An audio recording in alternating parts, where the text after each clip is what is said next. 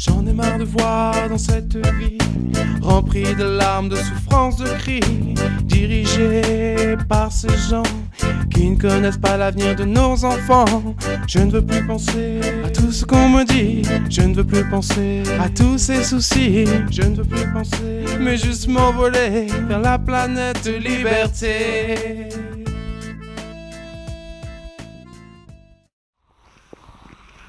Hoy es 3 de mayo del año 2014 y una vez más sostendrán una comunicación, él desde Francia, París, y yo desde Estocolmo, Suecia. Yo soy Carlos Estefanía, él es Félix José Hernández, él es, además de ser corresponsal de Cuba Nuestra en Francia, es profesor de cultura latinoamericana y es profesor de español. Por mi lado soy periodista y sobre todo soy pedagogo, o me he reciclado en la pedagogía. Originalmente me formé como filósofo. Todos los sábados sostenemos una charla en este medio, me refiero a las redes sociales, o que colgamos en las redes sociales, donde Félix José Hernández nos prepara un resumen informativo y que vamos desmenuzando, que vamos analizando, que vamos aceptando, digiriendo o cuestionando.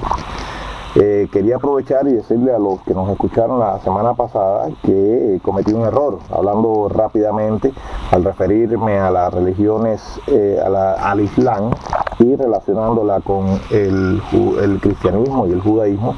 Hablé de una religión brahmánica, cuando lo que quería decir abrámica, en el sentido de que son 3 religiones que se consideran herederas o que consideran a su profeta Abraham, tanto los hebreos como los cristianos como los musulmanes.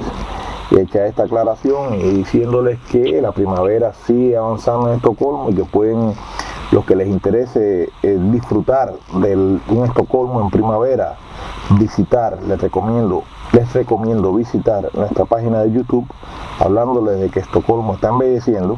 Pues le doy el camino, le doy el paso a nuestro querido amigo Félix José Hernández. Hola Félix, ¿cómo estás por allá? Pues buenas tardes, amigo. Estamos aquí en París también con una tarde de primavera muy bella, soleada, y los jardines todos llenos de flores. Bien, vamos a comenzar con literatura. Hablemos de la novela inédita de la escritora Pearl Buck. Pues nadie sospechaba la existencia de esta novela de la americana Pearl Buck. Ella vivió de 1892 a 1973.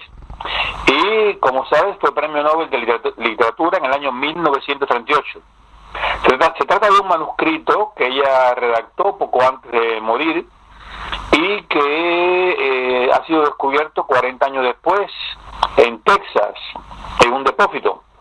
Publicado en los Estados Unidos en el pasado otoño, El Enigma Eterno va a ser publicado también en Francia el 11 de junio, ya que los franceses compraron los derechos de autor.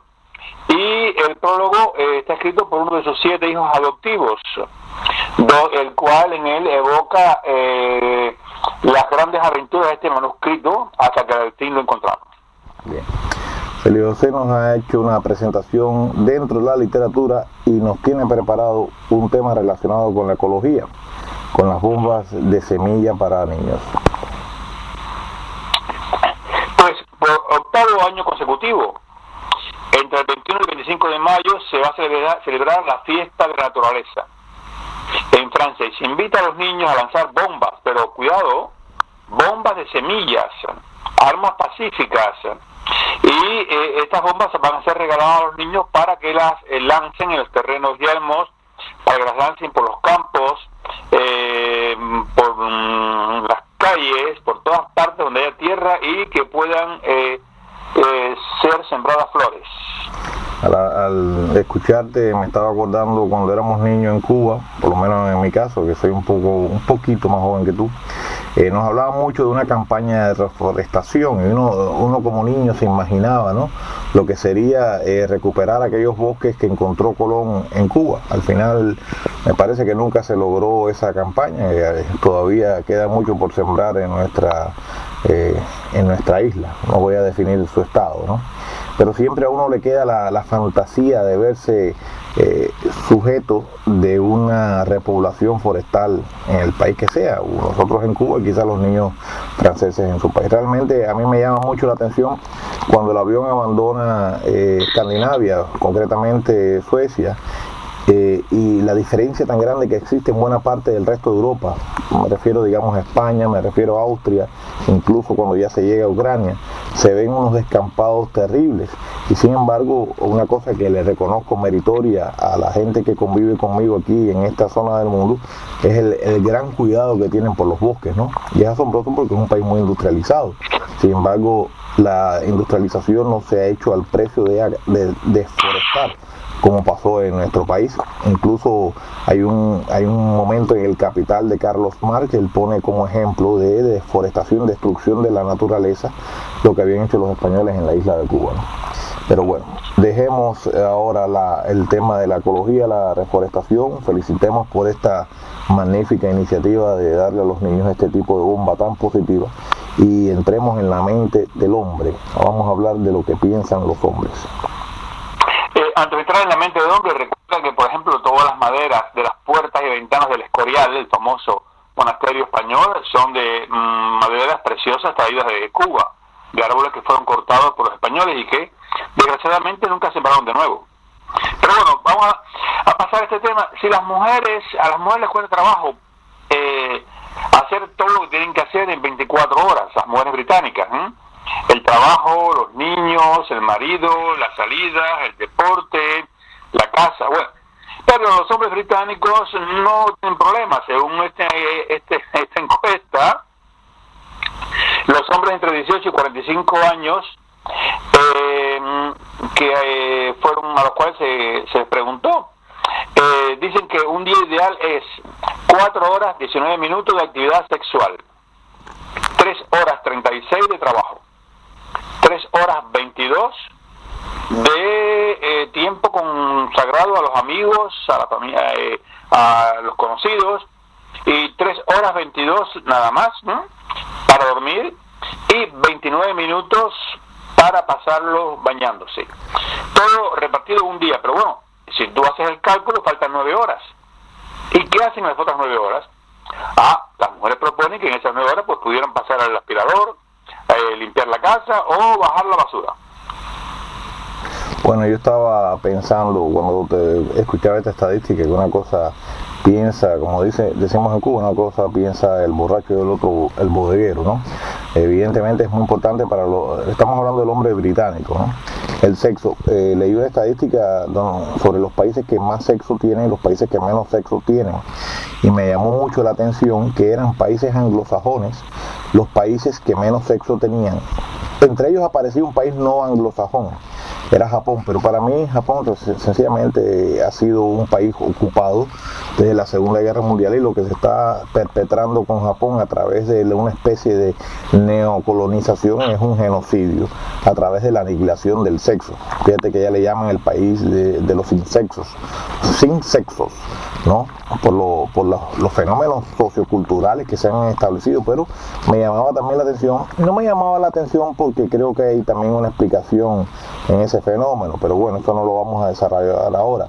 Pero sí me gustaría apuntar, ahora que tratas este tema, que estaban Inglaterra, Estados Unidos, Australia, o no recuerdo si un país muy influido por ellos, Nueva Zelanda, ¿no?, entre los países que menos sexo tenían en el mundo. Entonces, bueno, ahora vemos que una cosa es lo que pasa y otra cosa es lo que se piensa, ¿no? Bueno, vamos a uno de los grandes artistas que tanto tú como yo, que los dos admiramos, uno de los grandes artistas del cine francés, que realmente tiene un diapasón muy amplio, porque lo mismo puede trabajar en una película de acción que a veces hacer caracteres ya con asuntos existenciales o temas de relaciones, de convivencia, de pareja, muy curiosos. Me refiero a Jean-Paul Belmondo. Para mí yo sin duda, sin cuestionarlo mucho, diría que para mí es uno de los mejores artistas de Francia y quizás de Europa, o ha sido. Pues, tú sabes que a Jean-Paul Belmondo en Francia le dicen Bebel. Y es el actor, acaba de cumplir 81 años. Aparece en la portada de la revista de moda masculina GQ, que es una revista que tiene mucho swing o mucha onda, destinada a los hombres. Ahora, ¿cuál es la razón? Pues que lo tienen en el número 1 del top 50 de los hombres más elegantes, con más clase y distinción del mundo, establecido por la revista, lo cual la revista subraya de que el actor brilla por su ausencia, o sea que sus apariciones públicas son pocas, y como son pocas, cada vez que aparece pues es muy apreciado y causa sensación. Yo conozco otro actor que es un poquito mayor que él, que también está brillando por su ausencia y tiene casi el mismo efecto, pero no es tan elegante porque empezó a aparecer con unas camisitas a cuadros. No sé si sabes a quién me refiero. Es un gran actor de origen cubano, algunos le llaman Fidel Castro. Es también un personaje algo parecido, ¿no? Bien, vamos a dejar a estos actores, ¿no?, al mejor y al peor, y vamos a hablar de qué se puede hacer con una vajilla vieja. Pues hay que reciclarla. Simplemente en Francia hay 600 grandes tiendas que participan en recoger las vajillas, que aquí cuando muere una persona pues tiene una cantidad enorme de vajillas y la familia no sabe qué hacer con ella porque todo el mundo tiene, o cuando una persona se muda para un apartamento más pequeño, etcétera. Bueno, el caso es que tú puedes llevar todas las vajillas, la vajilla que tú posees a una de esas 600 tiendas y te las pagan al kilo, por kilogramo, y te dándote unos bonos de reducción de 5 euros por cada kilo para que compres una nueva dentro de 40 marcas. Y después toda esta vajilla que tú entregas la distribuye la Cruz Roja a los pobres. Vamos a pasar ahora a un tema que realmente me entristece un poco, y es lo que está pasando en Ucrania, ¿no? Porque he estado en Ucrania, he conocido ucranianos, hombres y mujeres que me parecen, considero que es un pueblo muy noble en general, y me doy cuenta que lo que yo había de alguna manera predicho en una nota que le dediqué no hace mucho en mi blog a los conflictos que se estaban dando en Ucrania está pasando, y es un derramamiento de sangre y un enfrentamiento, además de convertirse el país en una especie de república bananera, ¿no? Hay una situación en Suecia muy curiosa. Hay una división total de posiciones. Si te guías por los medios y lo que dicen los políticos, pues bueno, es una condena absoluta a lo que están haciendo los rusos y una defensa total al actual gobierno ucraniano, ¿no? Sin embargo, si te comunicas con personas de origen ucraniano o familiares o parejas de ucranianos, pues entonces ya la posición es totalmente, no de origen ucraniano, a veces pueden ser rusos también, la posición entonces ya empieza a ser bastante matizada, ¿no? Hoy casualmente me llegó el mensaje de un antiguo colaborador de Cuba Nuestra con una fotografía donde se veía una persona desnuda a la cual la habían clavado, quemada, muerta, presuntamente, ¿no? Y le tenían clavado en el ano un palo con una bandera rusa, ¿no? Yo no sé si esto será parte de los hechos que están ocurriendo allí, si será una construcción, parece que no, que parece que es una fotografía real, ¿no? Pero realmente es muy triste lo que está pasando, y yo creo que realmente los países involucrados, tanto Rusia como los países de la Unión Europea, son culpables en alguna medida de lo que está sufriendo el pueblo ucraniano. Por eso me gustaría saber qué es lo que tiene que opinar sobre el asunto Pascal Lamy. Pues Pascal Lamy es el antiguo director general de la Organización Mundial del Comercio, y en una conferencia en París frente a los miembros de la prensa diplomática declaró: no se debe pedir a Ucrania que escoja entre Rusia y Europa, como tampoco se le puede pedir a México que escoja entre América del Norte y América Latina. Pues mira, me parece bien, yo estoy totalmente de acuerdo con esa posición. Han puesto al país en ese dilema, y lo que se está es generando lo que ya se nos generó en América tras la independencia, que empezaron las guerras fratricidas y todavía no han terminado, ¿no? Entre países latinoamericanos, dentro de los países latinoamericanos, por ideologías, por clases, etcétera. Entonces, bueno, estoy con esta posición. No se le debe pedir a los pobres ucranianos que eligen entre unos y los otros, y deben dejarlos tranquilos, ¿no? A ver si se arreglan entre ellos. Vamos a pasar ahora a un tema que también me interesa mucho. Estaba precisamente hoy escuchaba en Radio Nacional de España, en el programa No es un día cualquiera, hay un colaborador, un periodista, un presentador de televisión, Íñigo, que presentaba unos estudios que hablaban de unos efectos mortíferos, ya no cerebrales, sino mortíferos, que podía tener el consumo de marihuana, según unos estudios científicos que se han hecho, ¿no? Y me daba gracia, y esto lo digo con un poco de ironía, porque en la tertulia como que tiraban un poco a broma esta información, ¿no? Y bueno, en momentos en que se ha legalizado abiertamente en Uruguay la droga, y parece que se va a ir abriendo poco a poco un camino, incluso hasta en Suecia, por la manera en que no se le está criticando como se le debe criticar, pues me interesa saber qué es lo que se está planteando en la Academia de Medicina que está en guerra con la marihuana. Pues golpear fuerte es lo que preconiza la Academia de Medicina francesa para mejor luchar contra el consumo de la marihuana, que afecta a 1.300.000 personas regularmente, de los cuales la mitad son menores de edad o muy jóvenes, a los cuales hay que agregarle 500.000 de personas que lo consumen cotidianamente. La institución pide declarar una guerra y hacer una especie de causa nacional con campañas de información para el gran público. Hay que recordar, insiste la Academia, que la marihuana es una droga cuyos principios activos son almacenados en el organismo y en el cerebro, lo que puede alterar el desarrollo del sistema nervioso, sobre todo de los menores de edad. Qué bueno que existe una institución, en este caso supongo que estamos hablando de la Academia de la Medicina francesa, ¿no? Que plante cara a este mal que evidentemente tiene poderosísimos aliados a nivel global, ¿no? A mí me da gracia también los argumentos que se utilizan, porque a veces aparecen determinados estudios científicos que demuestran que ciertos compuestos dentro de la hoja de la marihuana pues pueden ayudar en determinadas enfermedades. Bueno, ya sabemos desde Hipócrates que cualquier medicamento es cuestión de medida, puede ser un veneno o puede ser un medicamento.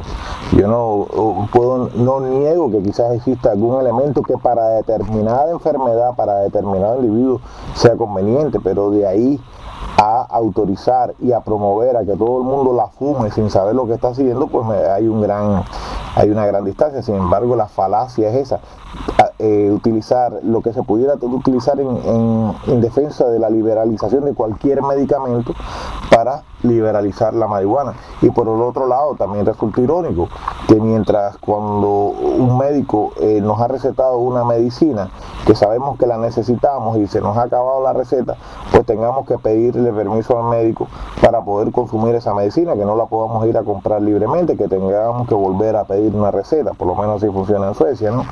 Y sin embargo, ahora estamos abogando porque no sea necesario controlar el consumo de algo que desde hace siglos se sabe que enloquece. Así que bueno, mis aplausos para la Academia de Medicina. Estamos juntos en esta lucha contra la marihuana. Bueno, vamos a dejar la marihuana y vamos a entrar en la enseñanza, ¿no? Y vamos a tratar de buscar al mejor profesor del mundo. Quizás sea él o quizás sea ella. Quizás enseñe inglés, matemáticas, historia, geografía, química, física. Quizás sea una persona que enseñe con pasión, innovadora, gran pedagogo. Quizás sea maestro o maestra de primaria, de secundaria. Quizás seas tú, un amigo tuyo, un colega. Ahora, para encontrar al mejor profesor del mundo, esta perla rara, una fundación que tiene su sede en Dubái acaba de lanzar un concurso para todos los profesores y maestros del planeta Tierra, abierto a todos. El premio, como recompensa para este profesor, pues es de nada menos que de 1 millón de euros. que le será otorgado en 10 años consecutivos a razón de la 10ª parte, o sea, 100.000 euros por año. Y bueno, si tú conoces a alguno que tú sepas que es el mejor profesor del mundo, pues hay un sitio al cual lo puedes proponer, que es www.globalteacherprize.com, y así le puedes hacer el regalo de 1.000.000 de euros, ¿eh? Bueno, como tú eres mi amigo, te voy a proponer a ti. De todas maneras, me parece que... Bueno, gracias. Yo creo que realmente si hay una profesión noble, una profesión mal pagada en sentido universal y con un estatus que no se merece, salvo en honrosas excepciones, como es el caso de Finlandia, donde se ha comprendido que el profesor tiene que, primero que todo, tener un alto estatus. Segundo, tiene que ser una carrera que se estudie por personas que tengan una alta capacidad intelectual. Y por último, y para muchos es lo primero, que esté bien pagado. Si hay una persona que no tiene esas características, o sea, un oficio que no tiene esas características que sí se dan en Finlandia, ese es el del maestro. Así que qué bueno que se intente por lo menos paliar en el caso de ese profesor, de ese mejor profesor del mundo, esa injusticia, ¿no? Bien, pasamos de la enseñanza, de la educación, ya puede ser de la pedagogía o de la enseñanza para adultos, a la música, ¿no? Vamos a hablar de los Stradivarius. Pues son dos noticias en contradicción aparente una de otra. La superioridad sonora de estos violines italianos del inicio del siglo XVIII, como los que fueron fabricados por Stradivari entre el 1644 y 1737, aparentemente falsa. Según un estudio publicado por la revista PNAS, los investigadores franceses pidieron a 10 grandes solistas que probaran con los ojos vendados 12 violines antiguos o modernos, y no solamente ellos, de gran calidad lógicamente, no solamente ellos no encontraron que había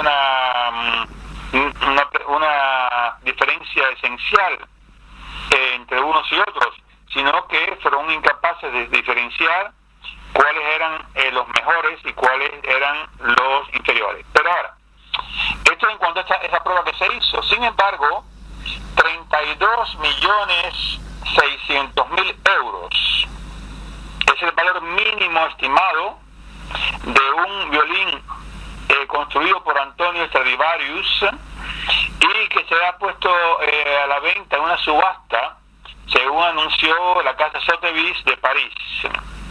Este violín rarísimo, fabricado con madera de abeto y de arce en 1719, está en perfecto estado. Claro que estos 32,5 millones de euros pueden ser superados largamente, ampliamente, cuando se ponga en subasta el 26 de junio. Aquí hay varias cosas que emergen en esta noticia, ¿no? Primero, como una vez que se establece una supuesta verdad que todo el mundo comparte, pues nadie se encarga de cuestionarla, ¿no? Por eso es bueno que cuestionemos, ¿no? Todo el mundo piensa que un Stradivarius es un excelente, quizás el mejor, o es el mejor, decimos que es el mejor violín, ¿no? Ahora resulta que no, que otro violín quizás de la misma época, que no es un Stradivarius, puede ser o sonar mejor que el clásico violín, ¿no? En este caso parece que se ha dado el famoso dicho de cría fama y acuéstate a dormir. Esa es una cosa. La otra cosa es el precio, ¿no? Yo pienso que el precio no es el precio que pagaría el músico que lo va a usar. Lo que se está pagando quizás, por supuesto, es por el nombre y por el hecho de que existan muy pocos, ¿no? O sea, el valor del dinero que tiene este violín no es por su valor de uso, sino por otras razones, ¿no? Pero lo que estamos aprendiendo de esto que tú nos has dado es que siempre hay que cuestionar las verdades establecidas. Siempre. Ese es un hábito muy saludable. Y así se puede hasta descubrir que no es oro todo lo que luce, ¿no? Bueno, otra cosa que nos interesa también a nosotros es la salud. Siempre tocamos de vez en cuando temas relacionados con eso. Y si hay algo que a mí me preocupa y si hay algo que yo detesto, son a los fumadores, ¿no? Entre otras cosas porque uno de los grandes desencadenadores del cáncer es el tabaco, es el humo del tabaco. Y no solamente en el que lo fuma, sino el que lo fuma pasivamente, el que está al lado, ¿no? Entonces me alegra mucho que estén echando los fumadores del hospital. Habría que echarlos de todas partes, realmente. Pues en el hospital de Sarcelles, cerca de París, en Val d'Oise, se acaba de firmar una carta no fumador, muy original porque prohíbe el tabaco no solamente dentro del hospital, sino también en las aceras, en los jardines, en las cercanías, en el aparcamiento. Por todas partes está prohibido, tanto para los pacientes como para los visitantes, como para todo el personal médico. Y han inaugurado un programa para luchar contra la adicción al tabaco y proponen también reuniones mensuales con psicólogos para ayudar a los que estén motivados a abandonar esta adicción al tabaco. Evidentemente el tabaco el fumar el tabaco es un hábito muy dañino. Incluso este personaje del que te hablaba ahorita, Fidel Castro, que tantos atentados se le han hecho y tanta gente dice que lo ha querido matar. Él no solamente ha sabido dar su guerra externa, sino su guerra interna. Todo el mundo lo recuerda al principio de la revolución con su famoso tabaco. Y un día sus buenos asesores, sus buenos médicos le dijeron que no fumara más y dejó de fumar. Y ahí lo ves, que no se acaba nunca. Así que bienvenida sea la medida. Vamos a dar los hospitales y vamos a entrar a otra cosa que aunque parezca que no, también puede matar, que es el azúcar de los cupcakes, que ahora, según me cuentas tú, están presentes en los distribuidores automáticos. Sí, porque tú no compras, por ejemplo, yo no compro dulces, en mi nevera nunca hay dulces porque si no me los como. Y no me compro una caja de chocolate porque si no me como una caja completa, es horroroso. Pero bueno, aquí en París, si tú sales de madrugada no encuentras en ningún lugar donde comprar un dulce. Y los americanos han encontrado la solución, sobre todo en la ciudad de New York y en Las Vegas. Han instalado en las aceras unas máquinas de distribución automática de cupcake por $4, pues a cualquier hora, las 24 horas del día, de madrugada tú puedes bajar de tu apartamento, ir allí, echar tus monedas y se abre la cajita y te entregan el dulce del sabor que tú quieras. Sí, me imagino, esa es una hora en que mucha gente puede haber tenido un problema, la novia lo dejó, se peleó con no sé quién, y bueno, un cupcake no mata a nadie tampoco, y de que lo tenga a mano, pues es una buena iniciativa. Esa es otra de las ideas que quizás podamos aplaudir, ¿no? Bueno, vamos a entrar ahora en la biología, vamos a entrar ahora en la manipulación genética, vamos a entrar en el tema de los mosquitos que han sido manipulados genéticamente. Esa es una cosa que a mí me ha fascinado, porque es una manipulación genética que yo encuentro maravillosa. Se trata de liberar en el medio de los bosques, en la selva, un mosquito que ha sido manipulado genéticamente para combatir el dengue, y lo hizo en Brasil. Se logró, se le llama el OX513A,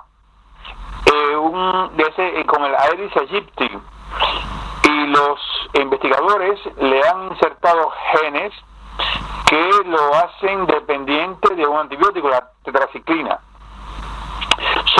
Lo vi por la televisión, ¿no? Son criados por decenas de miles en una verdadera fábrica de mosquitos, pero se liberan después y ellos lógicamente no tienen la enfermedad. Al tener relaciones sexuales con las hembras salvajes, los nuevos mosquitos que nacerán pues tendrán este gene, y como no pueden tener el antibiótico, pues no sobreviven, mueren. Y de esta forma se trata de eliminar la población de mosquitos Aedes aegypti. Ahora, esto es un estudio que aparentemente está funcionando bien, y ya se está pensando en hacer lo mismo para poder combatir las zonas en las cuales hay malaria. Sabes que al escucharte también reflexionaba, ¿no? Cómo la ciencia ha cambiado. En cualquier otra época, una construcción de este tipo quizás no hubiera tenido estos nombres con unas letras que no significan nada, le hubieran dado el nombre del quizás el inventor de este mosquito o algo así. Es asombroso cómo se va reduciendo todo a unas cuantas letras, a unos cuantos códigos, ¿no? A primera vista todo esto impresiona y parece que es una magnífica solución al tema de los insoportables mosquitos, pero ya desde la época de Mary Shelley, ¿no? Que la autora de Frankenstein, si no me equivoco, fue ella. Uno se dio cuenta que jugar a Dios y crear puede ser muy peligroso. Nosotros no sabemos qué papel juegan concretamente los mosquitos con sus malditas enfermedades en todo el sistema ecológico del cual dependemos, ¿no? Por ejemplo, estamos viendo que en las sociedades modernas están naciendo niños con muchas enfermedades extrañas, donde más higiene hay. Y una de las cosas por las cuales se explica, y no solamente niños con enfermedades, adultos que tienen una cantidad de enfermedades asombrosas, por no hablar de alergias, ¿no? Y parece que al deshacernos de las bacterias, pues hemos perdido un elemento fundamental en nuestro funcionamiento, ¿no? Las bacterias eran parte de nuestro funcionamiento, ¿no? Entonces, habrá que ver ahora qué va a pasar cuando estos mosquitos desaparezcan, qué pieza del ecosistema se va a arrancar y qué es lo que se va a venir abajo y qué reacción en cadena habrá. Pero bueno, yo pienso que no se trata de atar las manos, sino sencillamente de estar prevenidos de que algo va a pasar después que estos mosquitos dejen de fastidiar. Bueno, dejemos los mosquitos manipulados y hablemos del macho del año. Pues el director de cine, François Ozon, acaba de ganar el premio del macho del año 2013, que da cada año la asociación feminista Les Chiens de Garde, las perras de guardia. Una pregunta, Félix, antes que continúe, ¿2013 o 2014? 2013. Okay. Sí, porque ellas analizan todas las declaraciones que hicieron los hombres el año pasado. Y entonces esa organización feminista se llama Les Chiens de Garde, las perras de guardia. Y resulta que cuando se hizo la premiere, o sea, de la película Jeune et Jolie, joven y bella, este señor François Ozon declaró: el fantasma que tienen muchas mujeres es que quisieran ser prostitutas. Bueno, esto le ha costado ese premio, pero resulta que François Ozon puede consolarse, porque en la estadística general llegó como la segunda expresión machista del año. La primera la ganó el consejero general de la región de Aisne, Bernard Rosan, que estimó que las mujeres como mejor están es con las cacerolas. Mira, a mí ya me aterra esta lucha contra la masculinidad, que ya cae en sutilezas y estupideces, porque no me parece que sea una frase ni muy ocurrente, ni tan siquiera muy machista. Podría tener hasta un fundamento psicológico, ¿no? Y que salgan estas señoras a formarle este lío a este pobre hombre por esa cosa, solamente te dice algo, que están sembrando el pánico al hombre, están sembrando el miedo al hombre, y esas mujeres no son simples mujeres, son gente que están financiadas. Ellas hacen una misión, y es poner un pensamiento políticamente correcto que no encaja con toda esta demagogia que tenemos de la libertad de expresión. O sea, cuando tú no te puedes burlar, cuando tú no puedes hacer ni tan siquiera una broma, ya no las cosas más cuestionables para mí, que un grupo de científicos no pueda, digamos, cuestionar el holocausto o cuestionar la masacre de los armenios en Turquía. Yo creo en el holocausto, yo creo en la masacre de los armenios en Turquía, pero lo que sí me parece brutal, bestial y enemigo de todo desarrollo de las ciencias humanas es que se decrete por ley que no se puede cuestionar algo, ¿no? Entonces ahora lo mismo está pasando con ese lenguaje que llaman sexista.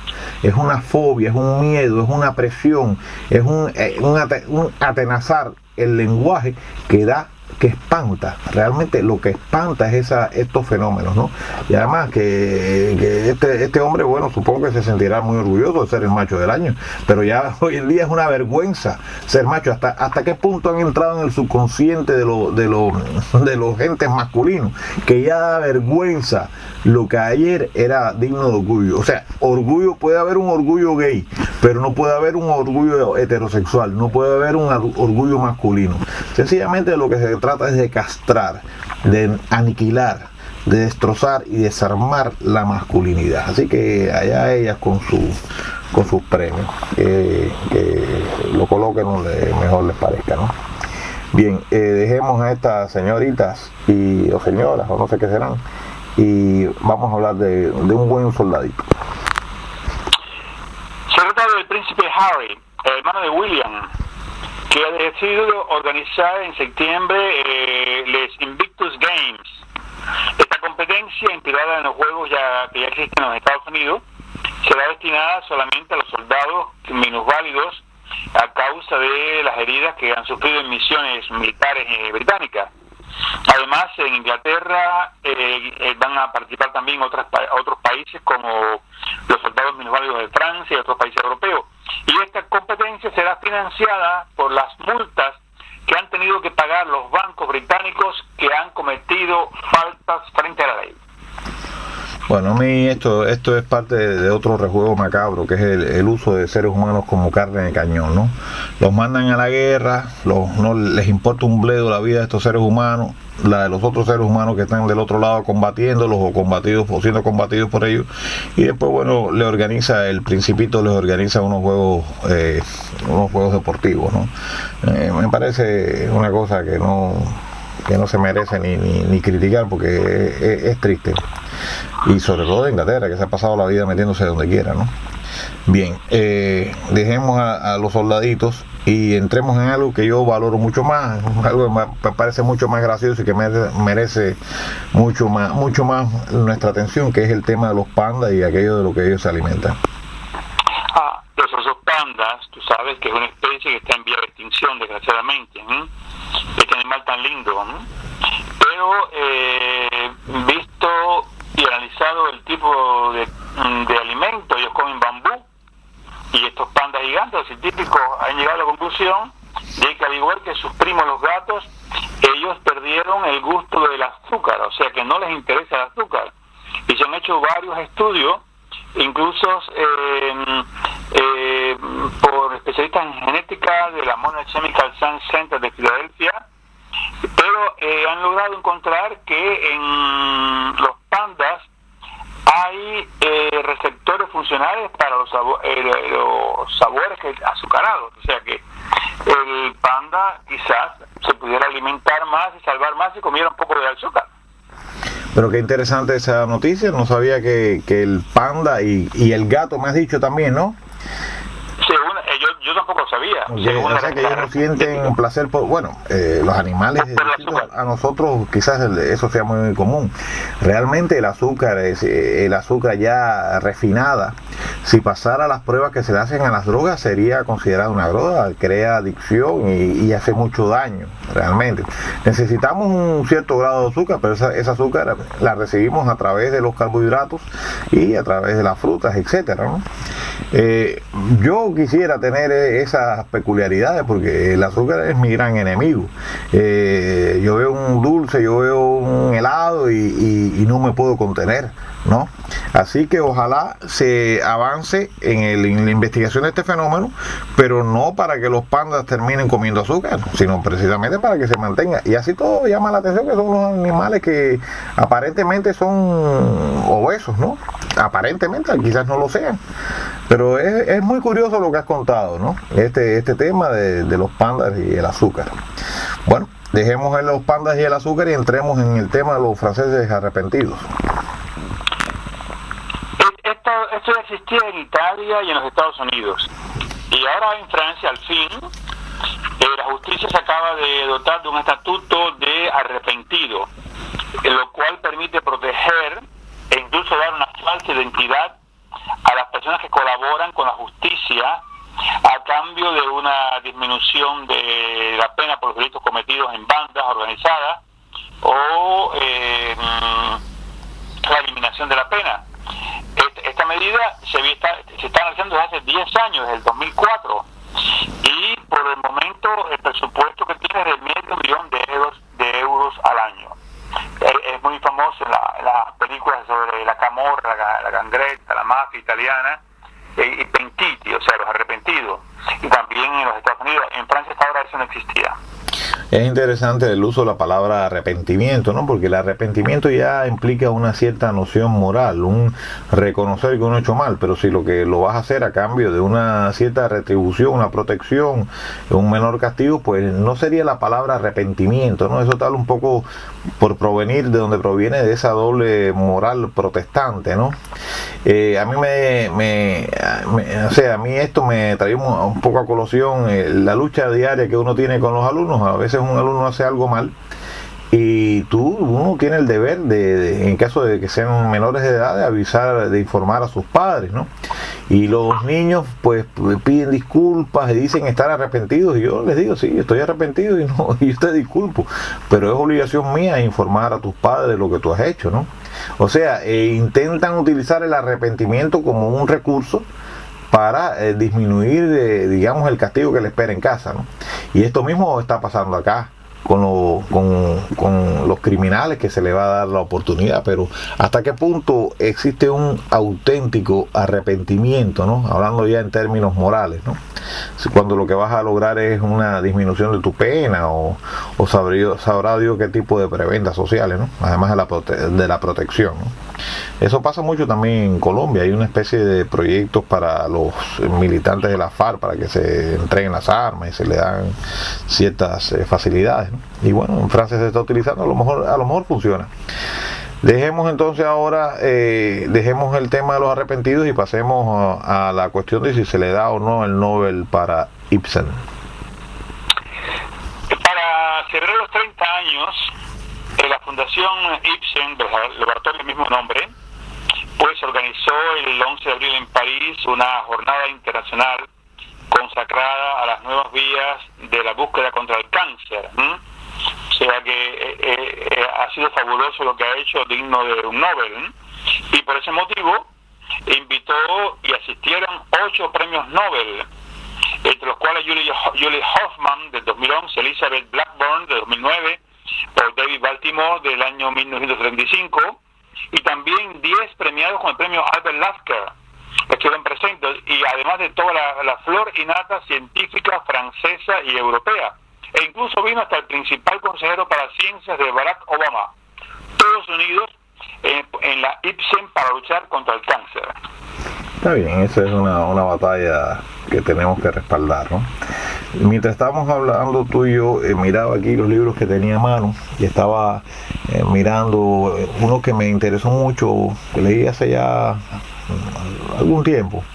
Se llama Gulag, de la periodista Anne Applebaum. Ella está casada con un polaco y sabrás tú que los polacos le tienen una gran animadversión a Rusia, y este hombre creo que era hasta ministro, estamos hablando de la Polonia postcomunista, ¿no? Y realmente el estudio es muy interesante, es un estudio que te demuestra cómo el Gulag o las prisiones soviéticas que se fueron transformando de unos centros de reformación, incluso con un nivel de apertura muy grande. En esto, entre los primeros pobladores de las cárceles soviéticas estaban las izquierdas no bolcheviques, ¿no? Y a esta gente se les permitía que hicieran círculos de estudio, que hicieran sus teatros. Era muy interesante cómo la psicología que tenían en un principio, o la política que se utilizaba en un principio, y cómo eso se fue racionalizando en la medida que se fue fortaleciendo el estalinismo, ¿no? Hasta convertirse en una maquinaria de muerte. Además, una cosa que para mí es algo determinante a la hora de comprender la identidad que se da entre el capitalismo de Estado y el capitalismo de mercado. Y es que muchas veces la gente que estaban metida en un campo de concentración trabajaban en proyectos con inversiones norteamericanas o de otros países capitalistas, ¿no? Al final había una especie de integración global de la esclavitud en el Gulag, algo de lo que en Cuba no se quería hablar mucho cuando se hablaba de la historia de la Unión Soviética. Yo incluso recuerdo que estudié historia de la Unión Soviética, y en la propia Unión Soviética ese tema desaparecía. Preferían hablar de cuando se inauguraron fábricas de tractores que del momento en que se comenzó la desregularización, o como se puede llamar esa palabra, ¿no? Es un tema muy interesante, y que se estén organizando turismos al Gulag, pues yo creo que eso va a ser tanto o más bien del que hace las visitas a los campos de concentración nazis.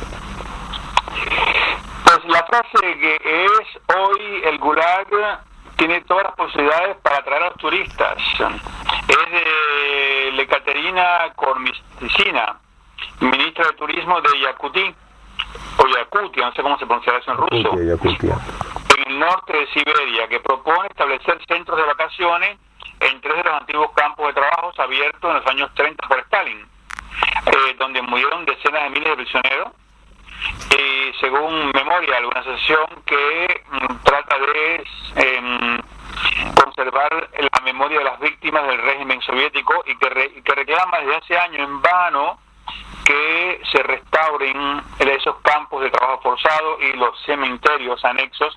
Sin embargo, las autoridades soviéticas no parecen interesarse en la restauración y mantenimiento de esos lugares. Sí, claro, aquí hay dos cosas. Aquí está la cosa comercial, ¿no? Y explotar un poco el morbo del ser humano, de ir a ver, de irse a pasar unas vacaciones allí donde hay tanto dolor impreso, ¿no? Quizás es la manera de olvidar nuestros dolores contemporáneos, ¿no? Pero por otro lado, yo creo que sería importante que se hiciese, como te decía, con el Gulag, lo mismo que se ha hecho con los llamados campos de concentración nazis, ¿no? Pero bueno, vamos a ver en qué termina todo eso. Eso requiere un capital y un interés que no siempre lo hay. Entremos de nuevo en una de las religiones seguidoras del profeta Abraham, una de las religiones abrahámicas.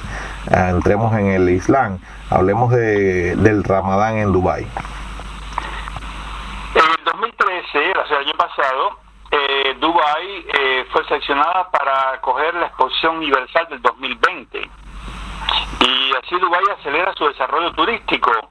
Yo estuve allí, y aquello es un mundo de ciencia ficción y de un lujo desmedido.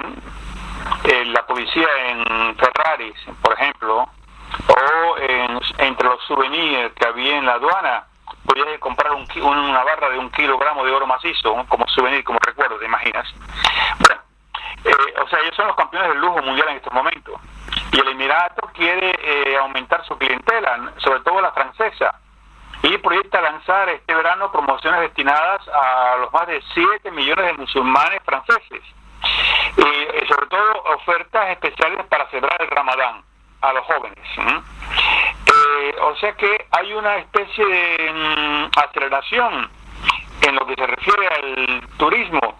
El país piensa pasar de 85.000 habitaciones a 160.000 habitaciones de hoteles, fundamentalmente de lujo. Y espera que en el 2020, para la Exposición Universal, vayan allí 25 millones de turistas. Yo pienso que si el profeta Mohammed reviviera, y este hombre que fue un hombre tan austero, que fue tan espartano en su modo de vida, y se encontrara con lo que se hace en nombre de la religión o de la cual de alguna manera él fue el fundador, ¿no? Aunque él plantea que es una continuidad, haría lo que esta vez no es con un látigo, haría con un alfanje lo mismo que hizo Jesús con los mercaderes del templo, los echaría a toda esta gente, turistas y políticos y mandatarios de Dubái, porque realmente esto no tiene absolutamente nada que ver con el espíritu del Islam. Bueno, vamos a entrar de nuevo en Europa. Vamos a preguntarnos si el señor presidente de Francia va a Sarajevo o no. Pues ministros, diputados, senadores, europeos, y quizás incluso el presidente de la República Francesa, irán todos el 27 de junio a Sarajevo, porque se celebra el centenario del asesinato del archiduque Francisco Ferdinando. Recuerda que desencadenó la Primera Guerra Mundial. Y para celebrarlo, en el Teatro Nacional se estrenará la pieza del filósofo francés Bernard-Henri Lévy, Hotel Europa.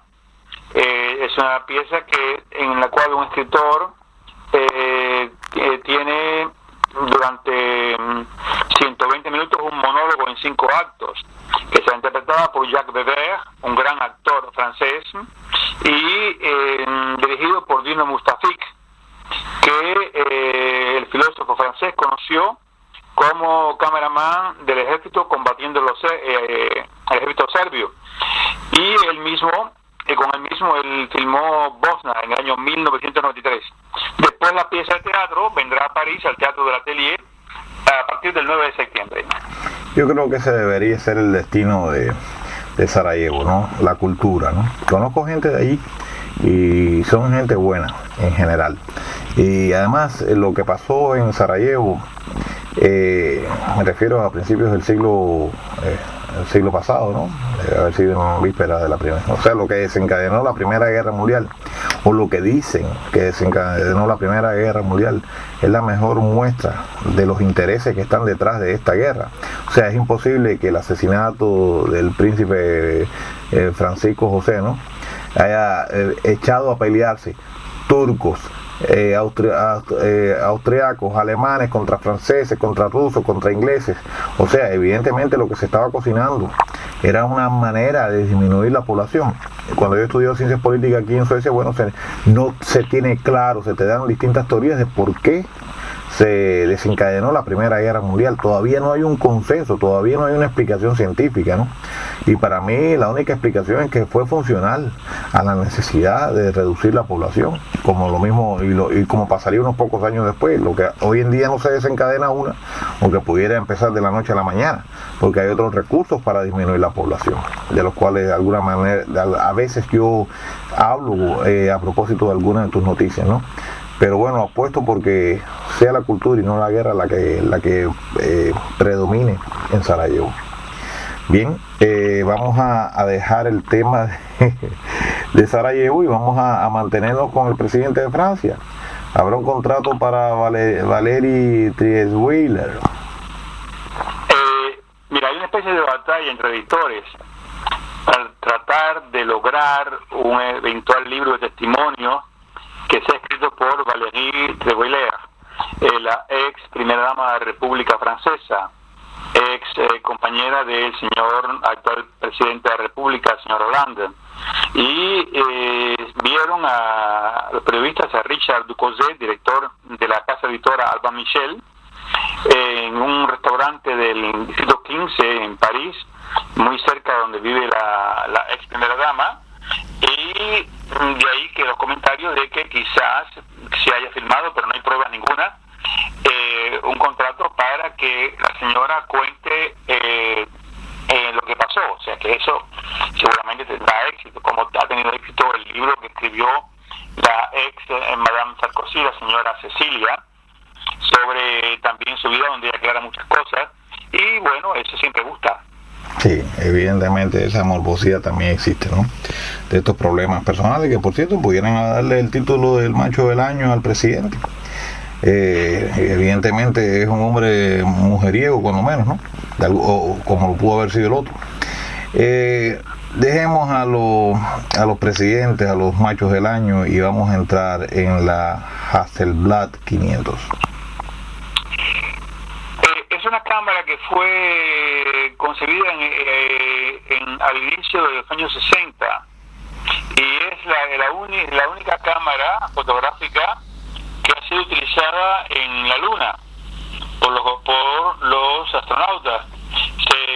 En realidad llevaron 14 ejemplares, pero solamente uno regresó a la Tierra porque los astronautas de la misión Apolo 15 estimaban que era mucho peso y hacía falta espacio para poder traer piedras lunares, y será vendida en subasta en Viena. Se calcula que los amantes de este objeto podrán pagar entre 150.000 y 200.000 euros.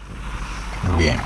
Sabes que cuando leía la próxima nota de la que vas a hablar, ¿no?, el titular, me acordaba de la cantidad de veces que he visto el nombre de Lascaux bajo figuras rupestres, la fotografía de figuras rupestres, ¿no?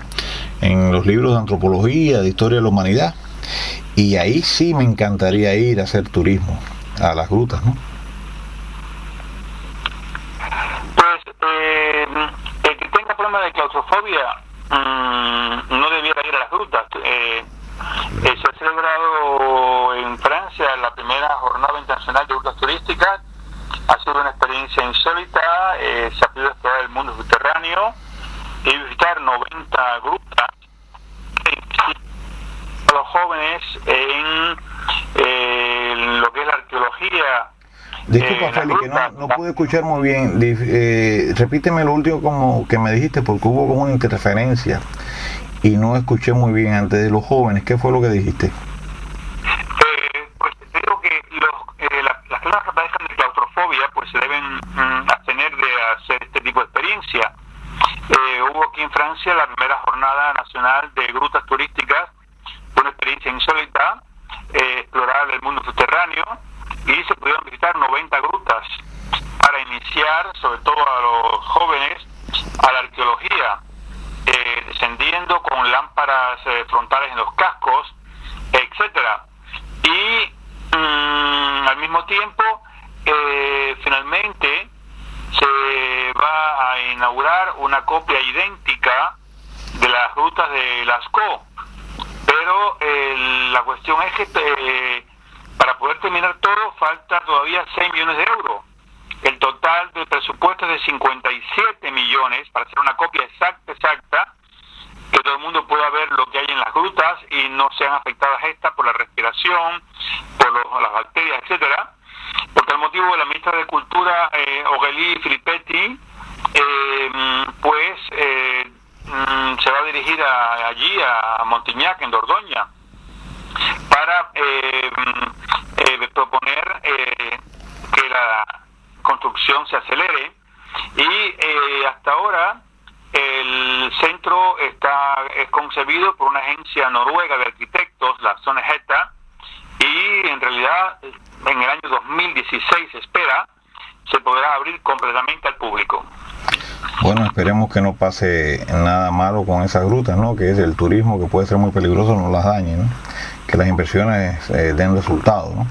Y deseamos con ella lo mismo, algo más o menos similar a lo que deseábamos con relación al Gulag, que sea una posibilidad de instrucción y difusión de la cultura y del conocimiento de la historia, ¿no? Sabes que cuando yo era niño y cuando tú eras un hombre bien joven, o adolescente quizás, nunca he calculado exactamente nuestra diferencia de edad, un símbolo de modernidad era el avión Concorde, ¿no? Y yo me acuerdo una película que me pareció muy graciosa. También yo era un jovencito, un niño casi, Hibernatus. Era la historia de... Trabajaba... ¿cómo se llama este? Funé. Era la historia de un hombre que había permanecido congelado, y parece que la familia, para evitar un trauma, pues le reconstruye la vida tal y como era en los años 1800 y tanto. Pero hay un momento en que Funé pierde o el personaje que él interpretaba, ¿no? Pierde los estribos o se descontrola y le presenta al hombre la realidad, lo que era entonces la modernidad, ¿no? Lo que era lo más avanzado. Y entre las cosas que hace, creo que le pone la televisión y se veía un Concorde, ¿no? Con esa nariz doblada que tenía el avión, ¿no? Y siempre se me ha quedado en la imagen de lo moderno que significaba el Concorde, ¿no? Como el avión más veloz que había de pasajeros en ese momento y todo, ¿no? Entonces me alegra mucho que se esté hablando de un nuevo Concorde a estas alturas. Es la sociedad americana Spike Aerospace, que ha imaginado un avión llamado el S-512. Es un jet de negocio supersónico que promete dividir a la mitad el tiempo de viaje transatlántico, por ejemplo, de un Londres-New York, hacerlo en menos de 4 horas. Aparte que los motores que lo van a propulsar van a Mach 1,8, que la estructura del avión está concebida sin ventanillas para simplificar la estructura, y el primer vuelo ya se espera para el año 2018.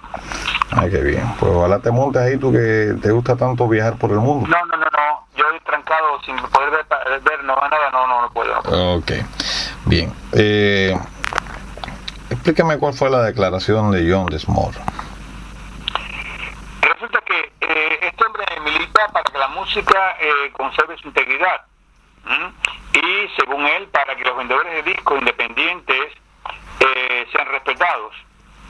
Y el libro declaró: mi libro no se encontrará en ningún lugar, solo en esos lugares. John Densmore es el baterista de los Doors y es autor del libro The Doors, le porte claro, las puertas se tiran, que acaba de ser puesto a la venta en Francia. Y él escribe sobre la aventura del grupo.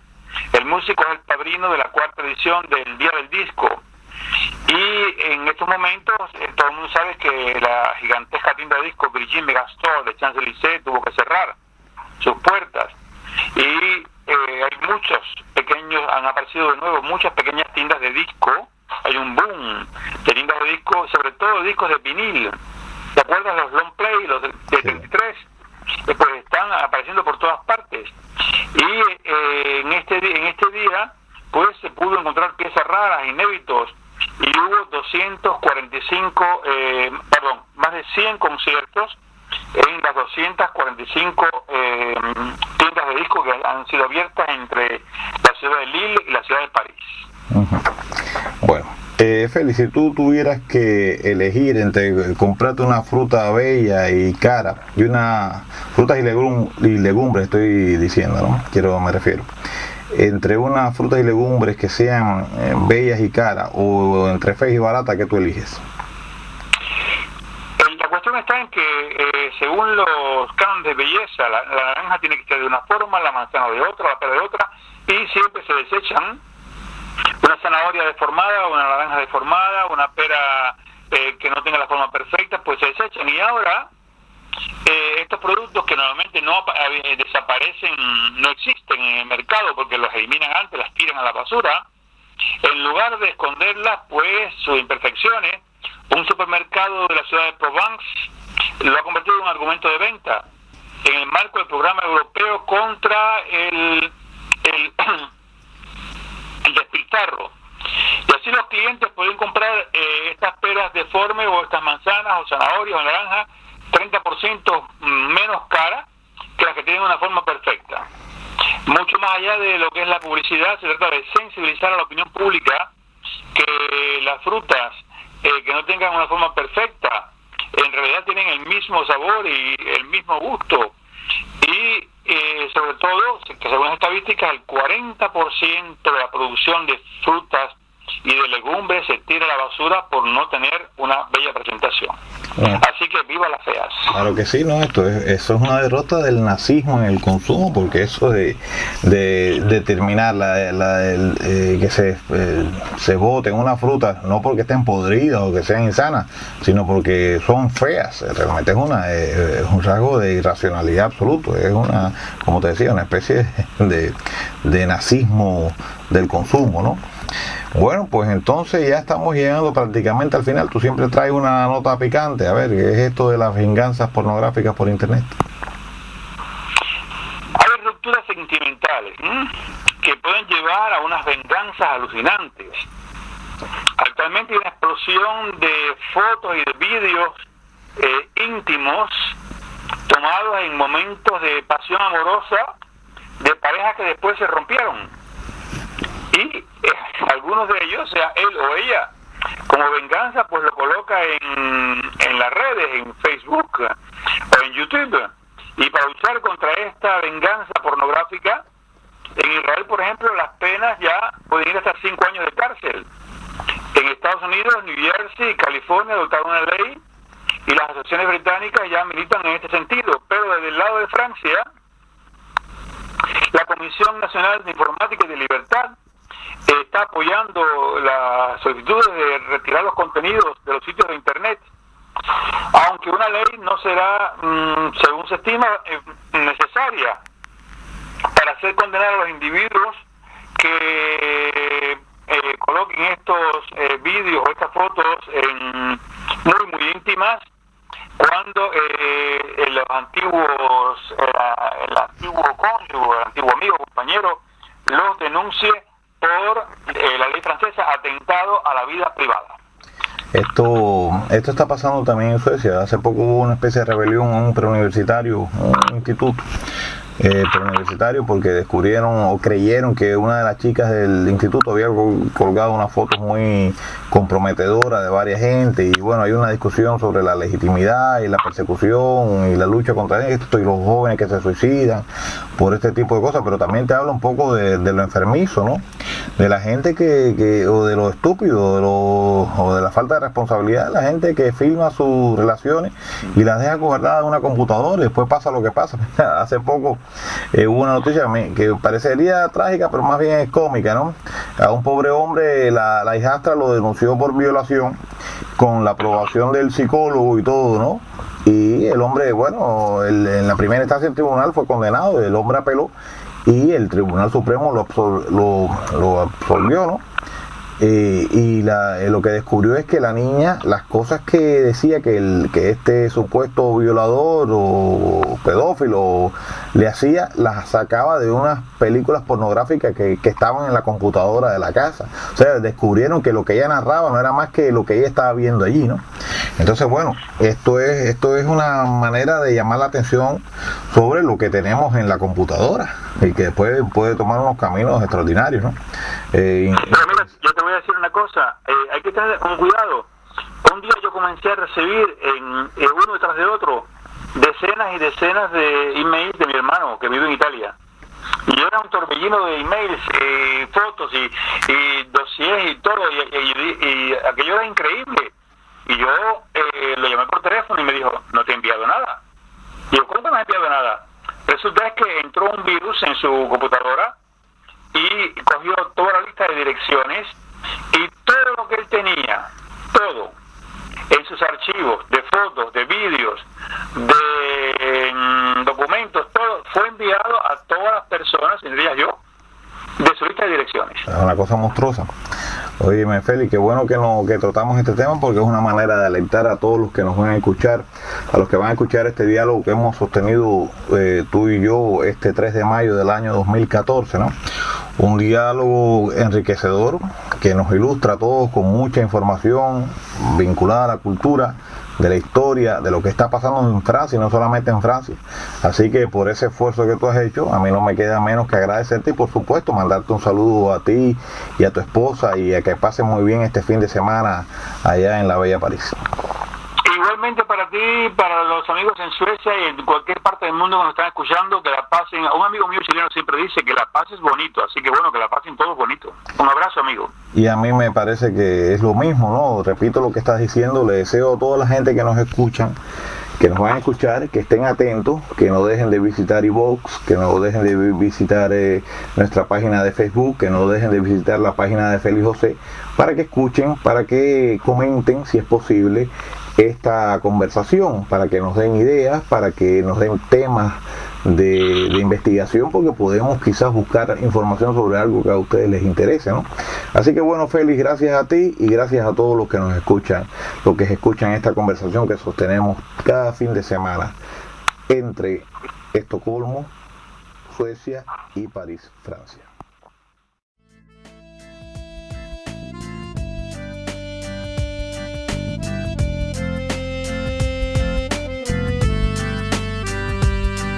Alors je chante pour l'égalité, alors je chante